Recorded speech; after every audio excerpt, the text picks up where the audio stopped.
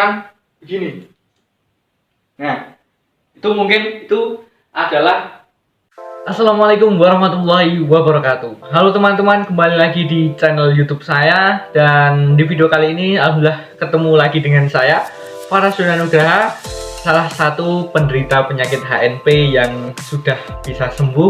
Dan saya di sini membagikan seputar tips dan trik untuk menghadapi atau menyembuhkan penyakit saraf tersebut. Nah teman-teman, di video kali ini saya akan mengangkat sebuah tips dan trik dengan judul yaitu perhatikan cara berjalan kita. Supaya apa?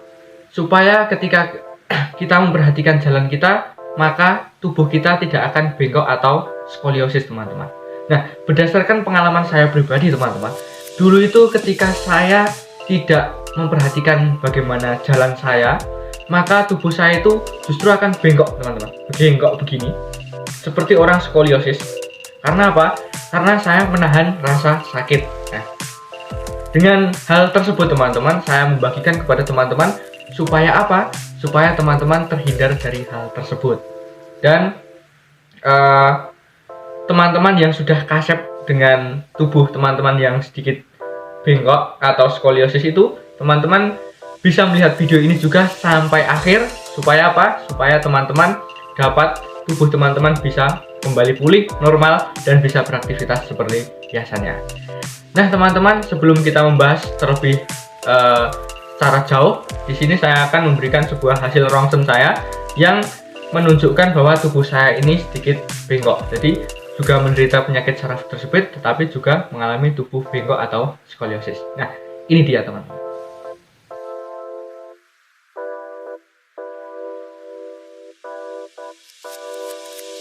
Nah teman-teman, itu tadi adalah sebuah hasil rongsen saya yang menunjukkan bahwa tubuh saya ini juga sedikit skoliosis atau bengkok akibat menahan beban, teman-teman. Nah, langsung saja, bagaimana sih sebenarnya tips dan trik untuk menghindari hal tersebut dan bagaimana memulihkan apabila teman-teman sudah terjadi hal tersebut. Bagaimana? Langsung saja simak videonya sampai akhir. Baik teman-teman, di sini saya akan memberikan contoh jalan yang baik dan benar ya teman-teman. Jadi teman-teman, ketika kita menderita penyakit saraf tersebut pun, itu memang rasanya sungguh sakit sekali. Apalagi kalau kita berdiri seperti ini rasanya tidak kuat teman-teman. Benar kan? Jadi ketika kita menderita penyakit saraf tersebut itu, ketika kita berdiri kayak gini, rasanya tidak kuat dan bahkan hanya pengennya tiduran terus. Karena apa? Karena yang namanya saraf tersebut itu kan emang rasanya nyeri ya teman-teman, dari punggung sini ke bawah kaki. Nah, bagaimana sih untuk menghadapi hal tersebut? Yang pertama teman-teman, kalian harus bisa secara perlahan-lahan mencoba keluar dari zona nyaman. Yaitu zona nyamannya apa? Yaitu kalian harus bisa berani untuk tidak tidur teman-teman. Tidak tidur terus. Jadi teman-teman harus berani untuk berdiri begini, harus berani untuk melakukan berjalan dan lain sebagainya. Itu adalah cara yang pertama.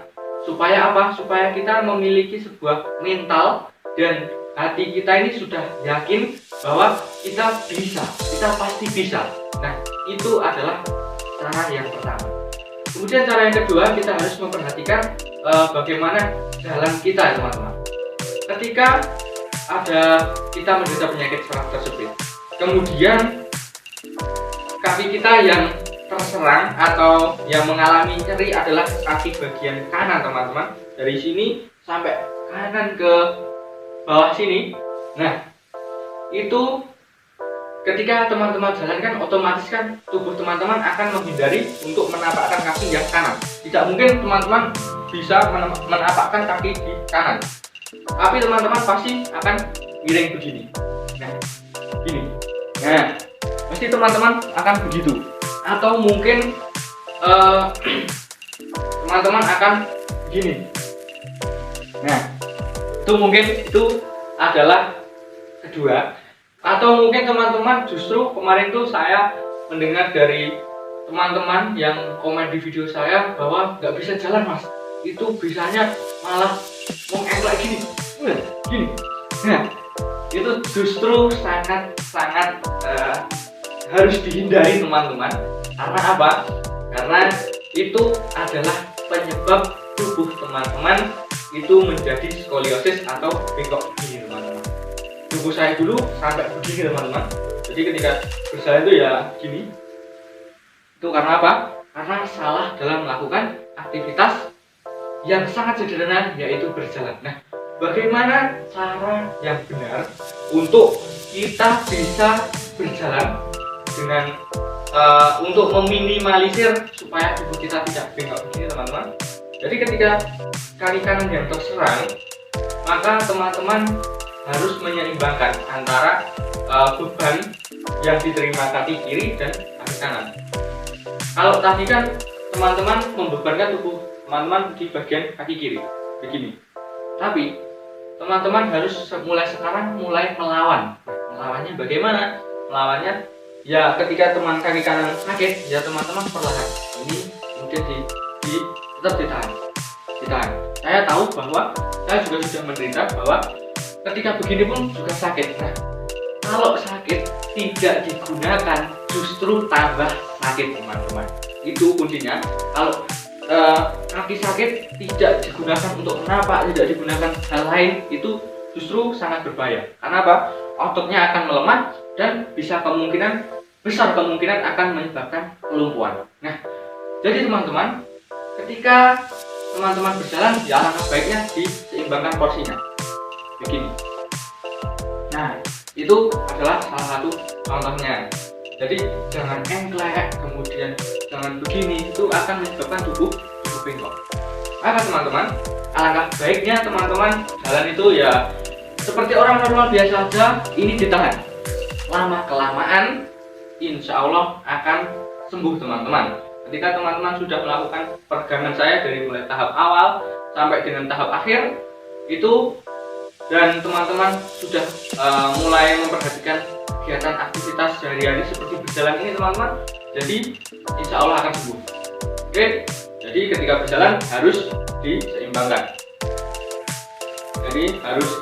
Nah, bagaimana bagi teman-teman yang sudah asep bengkok begini?